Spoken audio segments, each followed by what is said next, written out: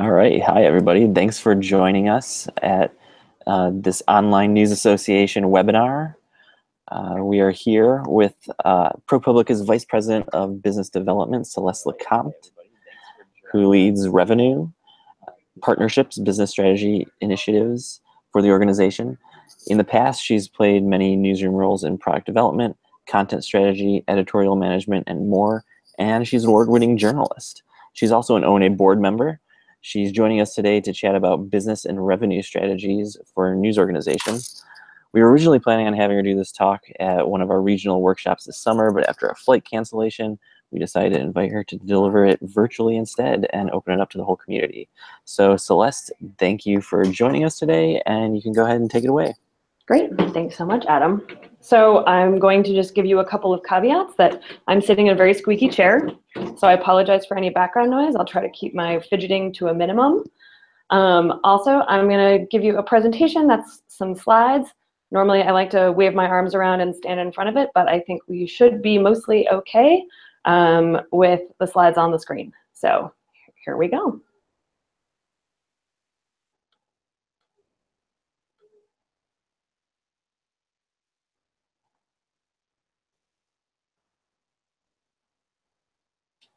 One second. All right, so this is my presentation for today. As Adam said, I'm Celeste LeCompte. I'm the Vice President of Business Development at ProPublica, and you can find me on Twitter at Cellray. In addition to sort of the general overview of the work that I've done that Adam gave, I've been really interested in sort of the business model question for media organizations of a variety of sizes.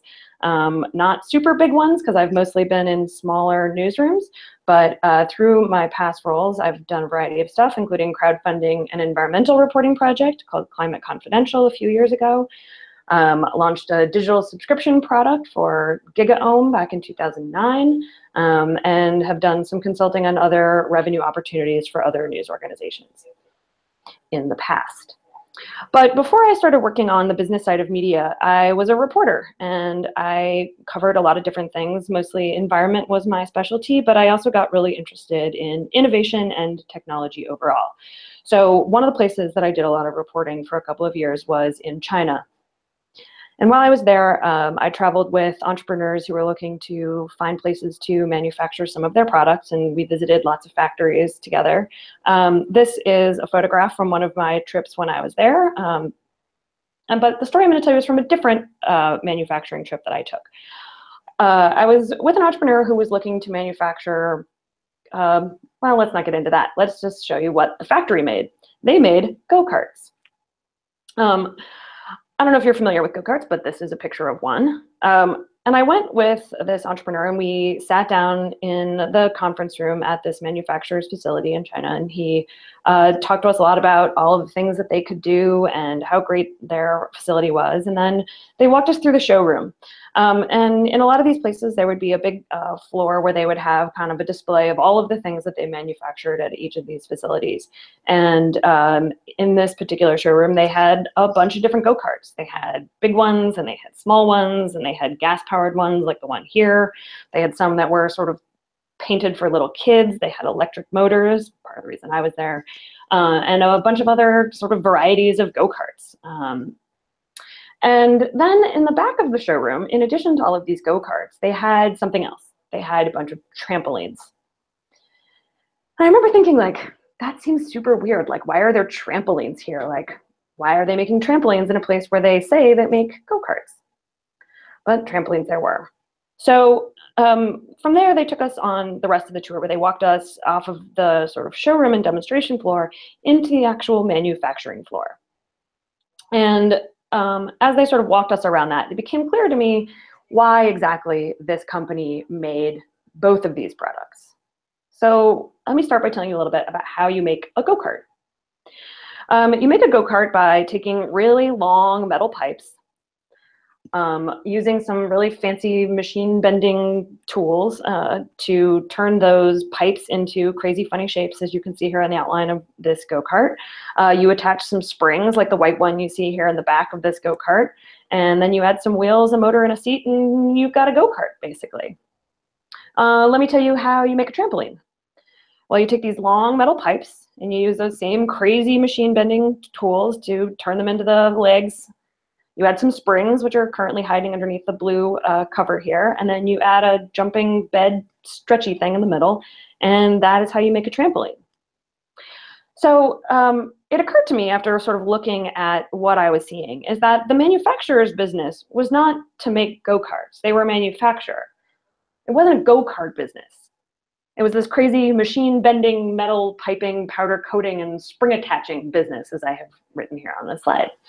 And that started me thinking about sort of the ways in which different companies make their money. I mean, I was a business reporter through a lot of this work and was often asking people sort of about the economics of their business and how they were going to make money and about their customers and things. And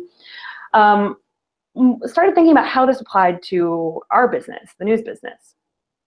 And so it started to occur to me that maybe the way that we should be thinking about how we make money in news should not be as sort of an article business or a story business, that we're not, producing a TV segment or writing a newspaper story or writing a blog post online. That's not what we're in the business of doing, but rather that this is a different kind of business. What we're actually doing in our newsrooms is that we're creating knowledge, that we're building communities, that we're making connections, telling stories, and that we're distributing information among the communities that we're part of. So that's the kind of business that we're in. And if you wanted to think about sort of how do you make money in news, you don't say, I'm going to find more ways to monetize the articles. You say, I'm going to find more ways to put my knowledge creation, community building, connection making, storytelling, and information distributing business to work. So as a newsroom, the question that I became interested in really answering is sort of like, what is our trampoline? What is it? What is our trampoline? So my example that I'm going to talk about a little bit here is what I'm currently working on at ProPublica. And this is a project that I have been working on over the past couple of years. It was one of the first things that I picked up when I came to ProPublica because of my interest in sort of this way of thinking. ProPublica does a lot of long-form, investigative reporting, and a lot of the work that we do is based on the use of really large data sets. So you may be familiar with this project that we've done, Dollars for Docs, which looks at pharmaceutical company payments to doctors and hospitals.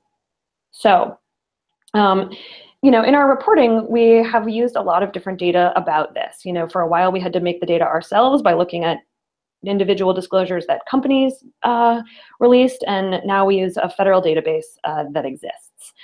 And the person who does this is Charlie Bernstein. He's a reporter for us, and he covers healthcare and the pharmaceutical industry, and he knows basically everything there is to know about the data that is available from Medicare and Medicaid services. So when Charlie does his work, he goes and he gets this public data, but he doesn't just take that public data, open it up, look at it, and write some stories. We do a ton of work to make that data usable for our reporting. First of all, he has to understand the industry that it's part of. He has all of his references and his sources, and he interviews patients, he interviews doctors, he interviews industry experts. He's been training for this kind of work for a long period of time. He brings an enormous body of knowledge to the task at hand. In addition to that, we clean the data, we standardize it, we sort it, we do analysis on it, we do calculations on it. Sometimes we create our own models and analyze it in a whole bunch of more complex ways.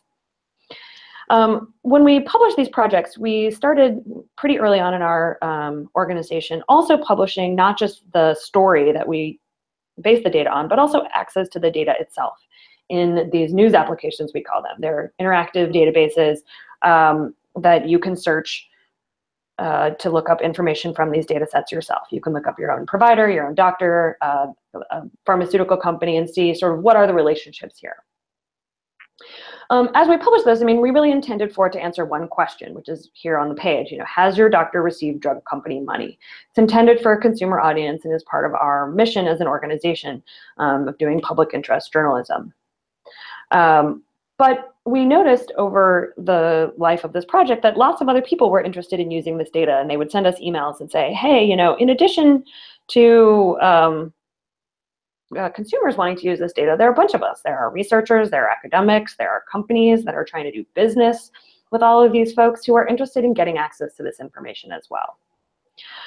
So several years back, some of my colleagues put up the ProPublica Datastore, and about a year ago, we relaunched it with some more features, and that is what we do. We sell access to these cleaned, aggregated, analyzed data sets to other users. We are about 2 years into this, and we have a bunch of different customers, and we do a lot of work with academics who are interested in using our data and getting it sort of at a ready-to-use point in time so that they don't have to do all of this cleaning work and can get right down into answering the questions that they want to answer. We also work with a lot of commercial buyers, individual researchers, folks like that. Yelp is another one of the customers that we work with. We provide a lot of the data behind our healthcare reporting into their website, and you can see here's an example of information that we have about a hospital emergency room here near Washington, D.C. You'll see there in the corner, this is ProPublica's data. We provide it, gives patients a little bit more information about the average ER wait time, ratings around doctor communication, how quiet the rooms are, and people can give us feedback about if they found this data helpful. We share that with Yelp as well. Overall, we have a bunch of data sets in there, not just paid data sets, but also free ones. We have, oh, this number is not updated. We have had more than 7,750 free data downloads, actually, and more than $265,000 in sales. And every year, our revenue for the data store has gone up. Between 2015 and 2016, our sales and revenue went up twice. And this year, we are so far at about another third over where we were last year. So we continue to grow the business, and we think it's going pretty well. So overall, we have about 54 data sets in the data store. And some of them are free and some of them are paid, and they all download at kind of different rates. But the biggest of the data sets that we have is our dollars for docs data set. About 30% of the data that we sell is dollars for docs.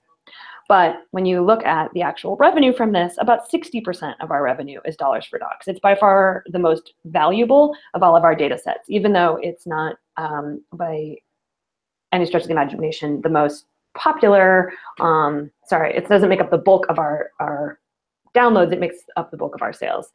Excuse me, I got a little distracted when I realized my presentation might not be fully up to date. We may have to adjust course here in a moment. We will find out together. So I want to take a little side trip here in talking more about this question about, like, this product that we have, dollars for docs. It is one of just 54 data sets that we have. It's 30% of our sales, but 60% of our revenue. And the detour that I want to take us on is to tell you a little story about some plants.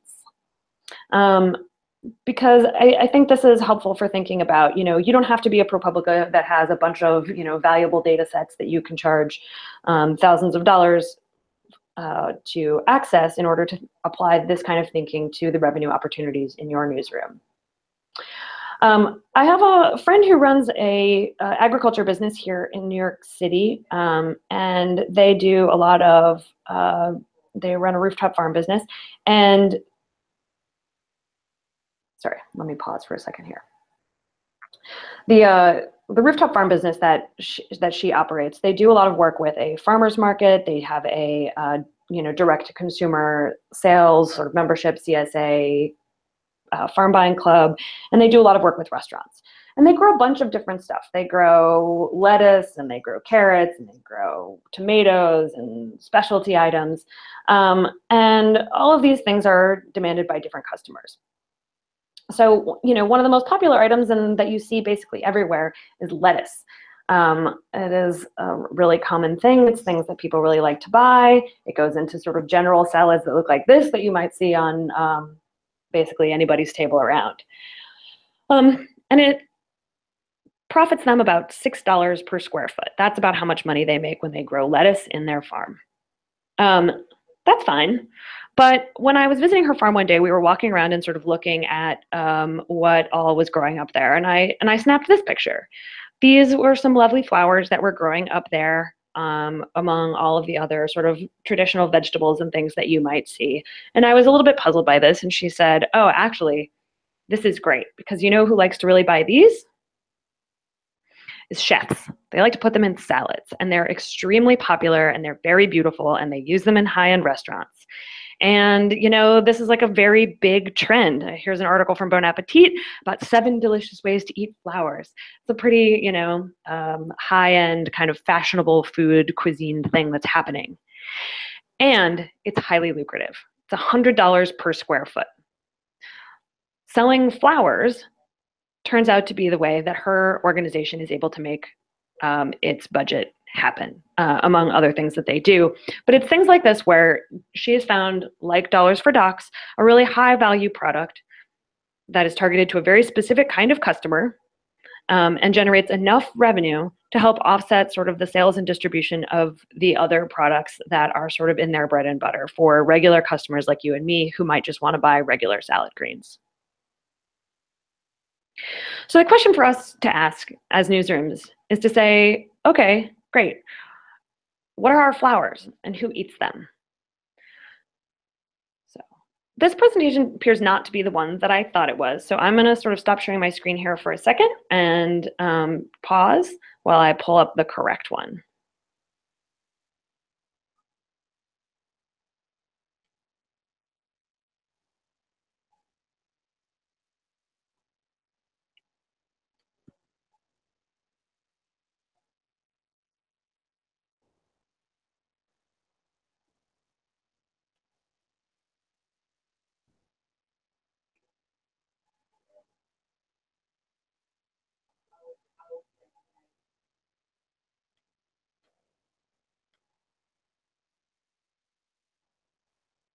Sorry for the disruption here for a second, guys.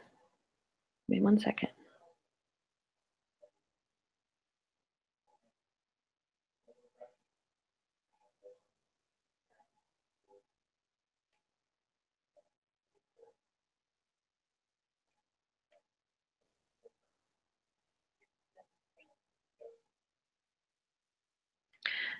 Adam, I don't know if you are there, but in the meantime, while I'm looking for sort of the correct version of what I wanted to talk about today, are there questions, or does anybody who's watching have any questions that they want to pop into the chat and Adam can send them my way?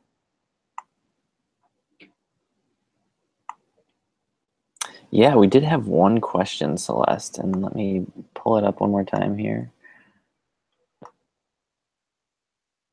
So the question was, what's the process you use to come up with some of these trampoline ideas? Do you have brainstorming sessions internally? Are there ideas coming from partners or from reporters and others in the newsroom? And how do you foster an environment of creative idea generation? So there's a lot of questions in there, but yeah, okay. Let me see if I can multitask looking for the rest of this presentation, which I think sort of goes to some of these things. And yes, I think I found it.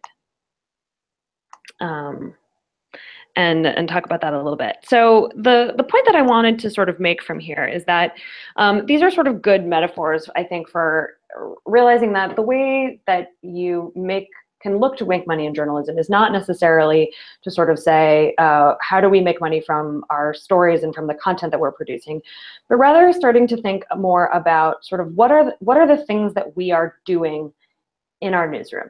That is actually where we are producing a lot of value. I mean, reporting is a really super value generating activity. You know, like I was sort of describing with Charlie is, you know, your reporters are out there in the field and they are really, you know, learning a lot. They're making connections with people in the community. They're understanding the spaces that they're in. They're understanding the niche market that you're serving, whatever that might look like. And so you're becoming a real expert on stuff and you're building these relationships and you're amassing all of this knowledge. So how can you really capture that? So, you know, thinking about you know, how your product gets made, what it is that goes into producing the journalism that's coming out of your newsroom, that's, I think, where you can really find ideas that aren't going to cost you a lot of money to implement. And I think that's the efficiency piece that I really like to think about. I am going to pause for a second here because I think I have the slides that I wanted to use, but I want to just double check that, and then I can walk you through some specific questions that I think are helpful to ask.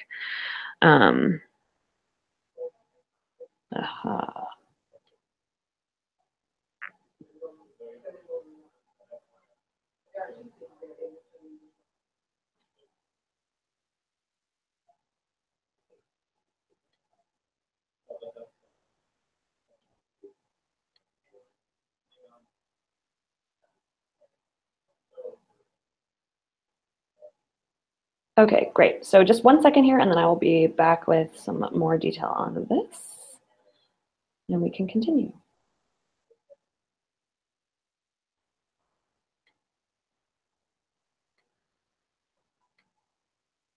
Sorry for the snafus, guys.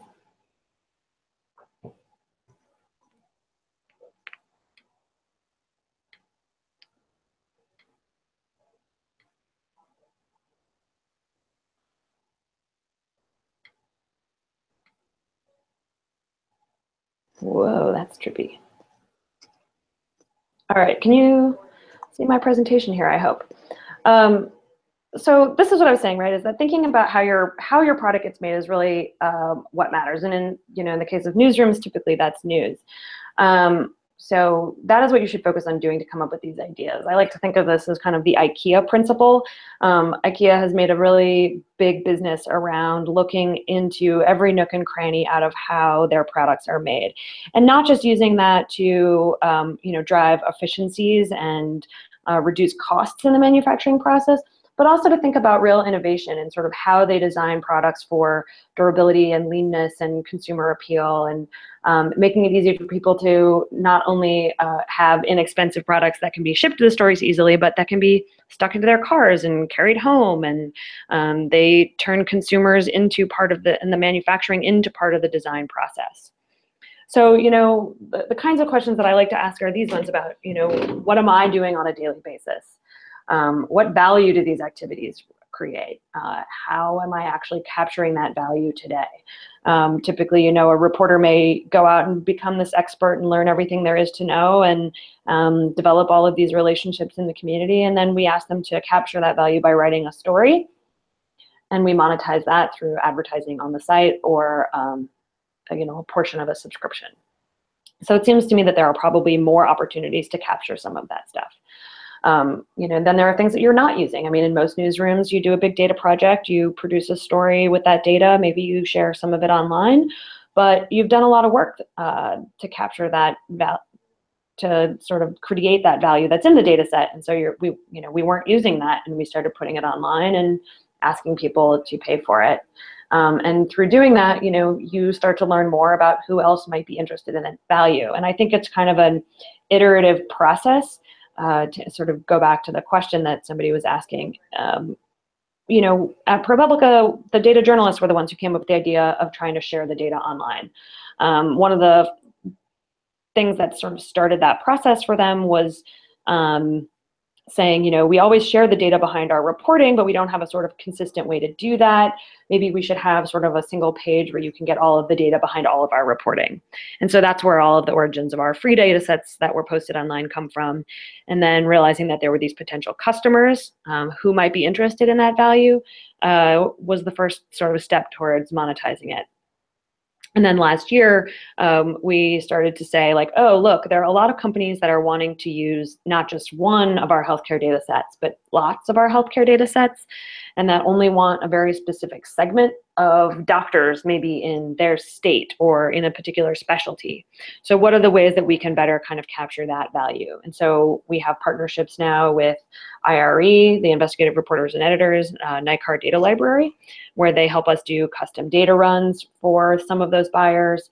We introduced a sort of technology product, an API, that lets people access sort of key data from across multiple healthcare data sets that can be fed directly into some of the technology systems that are already in use at other organizations, insurance companies, consumer-facing websites, things like that.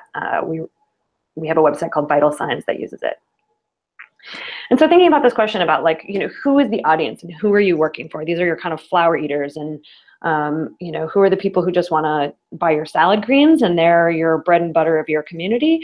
But then who are these flower eaters who maybe are willing to give you a little bit more money for a much smaller section of the work that you're doing, something that you're doing that doesn't necessarily cost you a lot and is sort of a sideline to your business or core to your operation or makes life better or something, but they're willing to pay a lot more for it. In our case, it's data cleaning. In the case of my friend's farm, it's growing pansies.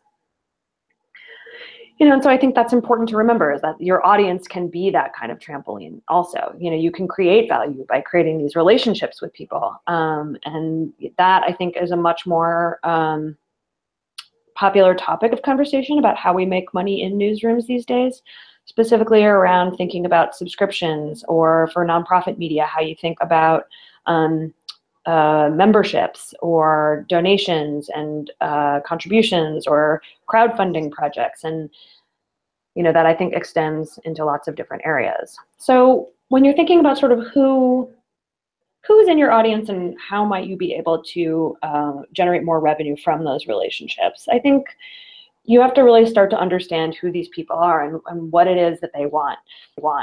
Really doing some user research, or building off of what you already know. And I think there's pretty simple questions that you can ask. Who are they individually? Like, who is the core user for your content? Who's the core user of your news organization's products today? And then instead of just thinking about them as an individual person and maybe an archetype of like who you think your person is, but what is it that they have in common with one another? If you're at a local news organization, maybe it's as simple as geography. Maybe it's a neighborhood. Maybe it's you run a particular section of a product, and maybe it's their passion for sports, or maybe it's a website that focuses only on the new emerging marijuana business in your state, or whatever that is. So understanding sort of who not only they are as individuals, but who they are as a community. So then asking, okay, great. When they're spending time with us, like when and how are they doing that? Are they, reading your newspaper on a morning commute? Are they listening to your program on the morning commute in the car? Are they tuning in at home on the television when they're, making dinner? Are they sitting on the couch? Are they talking about it with friends? Like, what's really happening? Like, when and how are they consuming your product and spending time with you? Thinking about it as that it's this relationship of spending time together. And when they're not spending time with you, what are they doing? How are they spending the rest of their time? And where are there ways that you could build yourself into those moments in their life that wouldn't necessarily cost you additional labor, but might be more opportunities for you to connect with them? I think that as humans, we actually have a lot of experience doing this and sort of building relationships with other people in our lives already. And this is the kind of model that I think would be helpful for more people who are working on the business side of news organizations to think about, is that, what is this relationship that you're trying to cultivate? And, what do people like about you? And what do you like about them? And how do you spend time together? Is this the friend that you go for a walk with, or is this a friend that you have dinner with? Is it a friend you go bowling with, or go to the movies with? What is the sort of substance of your relationship and the place where you guys feel comfortable together? And I think an audience, and specifically sort of segments within your audience, deserve those same kinds of questions and understanding that you have with your friends. To this question about like, digging in deeper with a particular audience segment, these niches aren't just for sort of niche media. You build deeper relationships with those audiences and you might find new things. So I'm going to pause here for a second, but keep the slide up. So from here forward, I have some examples of specific kinds of businesses that people have maybe thought about: paid content, events, crowdfunding, advertising, and can sort of walk through how these apply to those segments. But I'm going to pause for questions, and if anybody wants to sort of weigh in and say yes, please keep going, I will keep doing that. I did have one question to share again. Okay. All right. So we have in the chat, Mike from Science News is watching, and he asks, when you're part of a news organization with a broad focus, so in his case, all science news, how do you try to find a focus or niche that can be turned into a separate product? Sure. So, my background is actually in sort of this kind of, it's funny to me that you call this a broad audience, actually, because I think saying science news suggests that you actually have a pretty narrow focus already. So thinking about how do you develop products for that audience? I mean, I think in this particular case, it's understanding, what is it your organization's perspective is on that subject. It's a broad-based topic. I mean, science is a giant subject area, but how do you define what it is that you're trying to do with that information and material, and who are you doing it for? With a content-focused site, I think that becomes more important, is understanding who are you trying to reach and what are you trying to provide to them within that topic area. So, digging in, and I think there are lots of ways that you can do this, is understanding sort of like what are the passions and the motivations of the people that you work with, and sort of how does your team respond, and what are the things that you are spending lots of time on and you feel like people are not enthusiastic about, or that you want to be doing more of, and seeing if there's an audience out there that is interested in those things.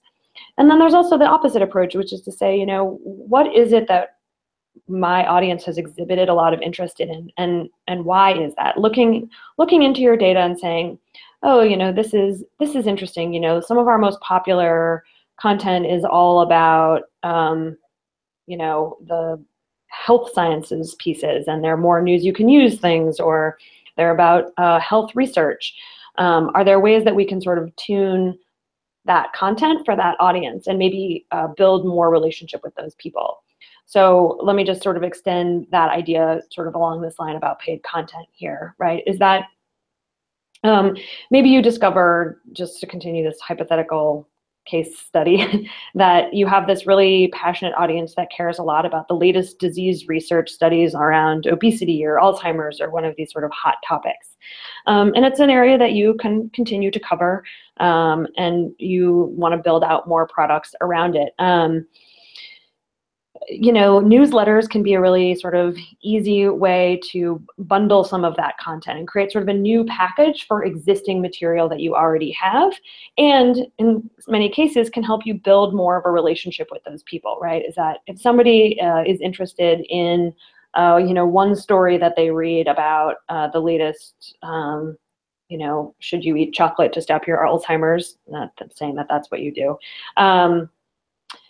you can offer them, want more stories like this, and you could package up on maybe sort of a weekly basis all of your stories about that kind of health product.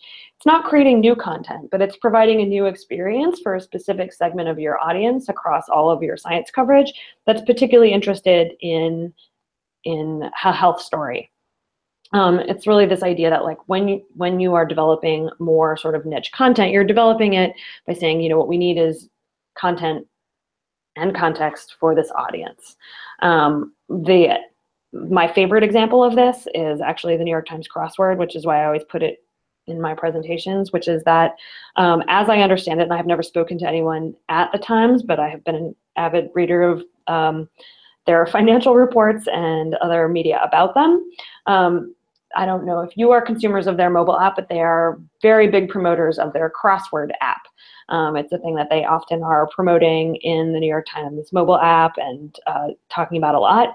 As I understand it, this was started as a partnership with another organization that said, look, the New York Times crossword is sort of famous and well known and people really love it. We'll build an app for you.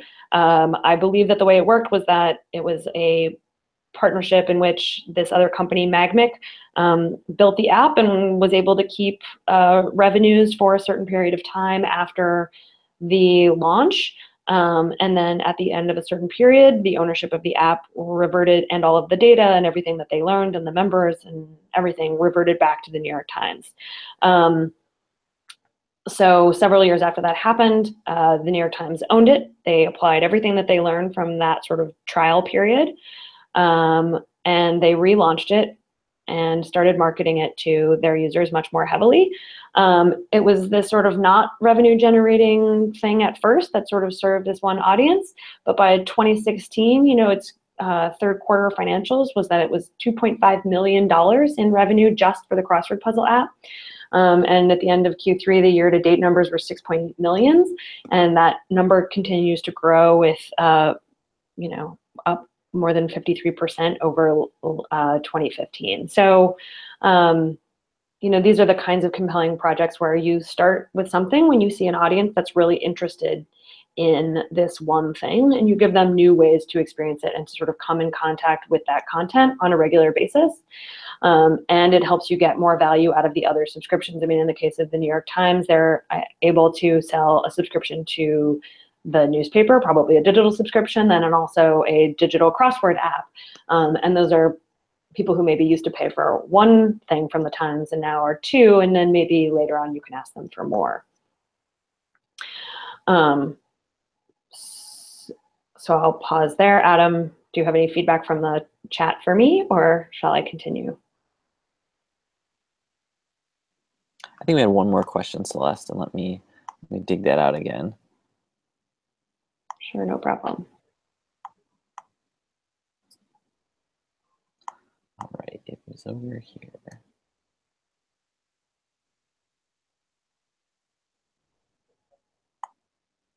So what do you say to people who think that they aren't good at business and revenue stuff, or that they think they aren't cut out for this type of work? Do you have advice for people who want to flex that muscle more, the business revenue muscle? Yes, I'm just going to skip to the last slide of my presentation because I think that's silly, especially in the news business. The whole thing that I think is really important about a lot of this is to say that it's not about being good with numbers and math and figuring out money and all of these other pieces. It's understanding your strengths, what it is that you're good at and what your skills are, and understanding your audience. And we are storytellers in the news business. We always care about who's listening to our stories. And you know that good journalism works when you're connecting with the audience in the right way. You have to know who you're writing for in order to write a great story. You have to know what they already know. You have to know what they don't know. You have to know how to position an idea, what you need to sort of frame for people, what background they're missing. You have to fill in all of those gaps. And it's something that we do every single day in the newsroom.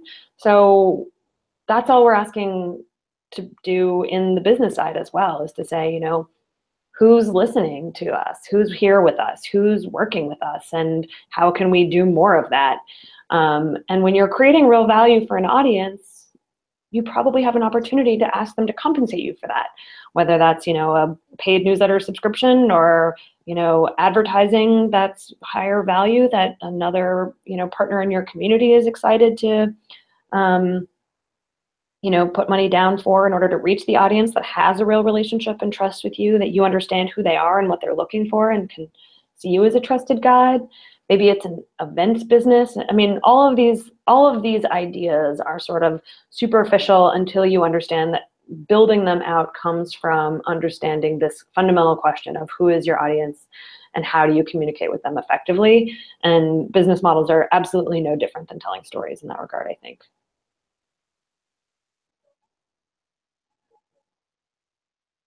Adam, I'm gonna kick it back to you just one more second to see if there's anybody else.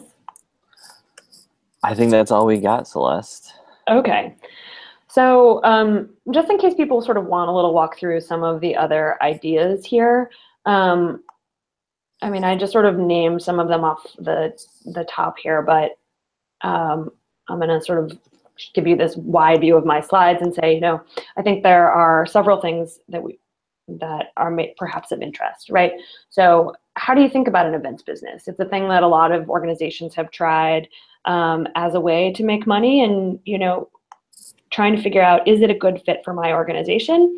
That's a great question. And understanding, is there money in it for you?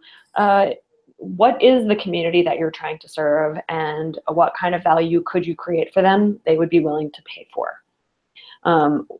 this is the way that you would answer any of these questions about sort of traditional business ideas or, novel and crazy product ideas, whatever they might be. What is the value that is created when your audience is together? For whom is it created? Why is it created? When do they become a community? All of these kinds of questions are the things that sort of help you assess the potential in any one of your crazy ideas or really traditional ideas. Advertising and sponsorship. I mean, you're going after companies in here. So that's who you're trying to create value for in advertising and sponsorship first. And so the thing that you have to offer them is your audience. So if you're good at cultivating this audience and understanding their needs and who they are, that provides you with a great opportunity to sort of bring companies into that community and conversation with those people as well. And so thinking about where the advertising market has gone, and this is not a place where I personally do a lot of work, so you should definitely spend more time with people who care about advertising if this is where you'd like to sort of pursue innovation. But a lot of the way that the industry is changing is to say, people want much more sort of like custom and targeted advertising experiences. Think host-read advertising in podcasts. Think, custom advertising and content and sponsored and native content on websites. These are the kinds of things that really require you as an organization to become a broker of a relationship between a brand and your audience.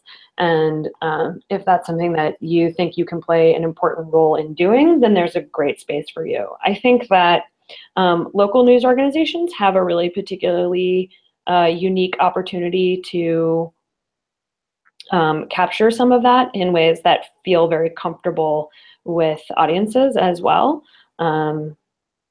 because you really do have genuine relationships with both parties.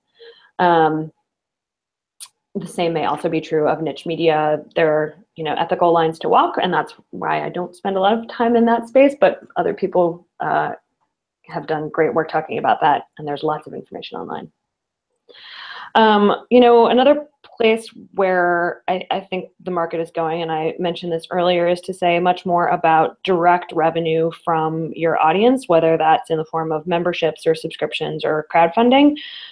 This is something that I have done a little bit of work on myself, and I think crowdfunding is a really interesting opportunity. I don't necessarily believe that it is the kind of thing that gets you sustained funding forever, but it can be a great way to sort of tap into a really invigorated audience that's super passionate about something, whether it's, a cause or a hobby or a fact that they feel like they have this interest that's neglected and they want to sort of get it started.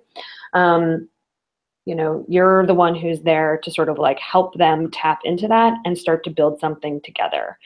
I think that crowdfunding is also a really interesting opportunity for starting a lot of these initiatives, is that if you're focusing on building for a particular audience or sort of capturing a particular piece of a community that you already have and bringing something new to them, crowdfunding can be a way to sort of test the actual interest and engagement in it and say, we'll do this when we hit these particular benchmarks that we need to get it started. And then you have to find other ways to sort of sustain or fund a particular project or an ongoing thing. And then you need to really build out like ongoing revenue from that. But crowdfunding can be a great way to sort of test a market and build a relationship and really help your audience feel like they are part of creating something with you. That's one thing that I really like about it. When I crowdfunded this environmental reporting project, it was me and 5 other reporters. And we invited people to not only to donate, but to share with us the stories that they wanted us to cover, looking at the intersection of environment and technology. And we heard from tons of people about all kinds of things that were not just at that particular intersection, but that we could answer sort of with some of those questions about environment and technology and the relationship to people's everyday lives. And we ended up sort of generating other projects and ideas and taking our careers as individual and independent reporters forward. We raised about $70,000 over the course of a year through this crowdfunding campaign, decided that we didn't have a model that could sustain it as a full-time ongoing concern, but that we learned a lot from it and people felt really bought in. They felt like part of what we were doing in a way that I found really compelling, both as a reporter and as a business manager, and saw a lot of potential for like what happens when you allow your audience to co-create things with you, including your business model. So that's kind of where I think that I will leave it, unless there are more questions, Adam. No more questions after that, Celeste. So it looks like I just now have to thank you for joining us and sharing all this awesome knowledge and your very cool stories. Thanks. This was fun. So, well, this is the first time we've really done a live webinar.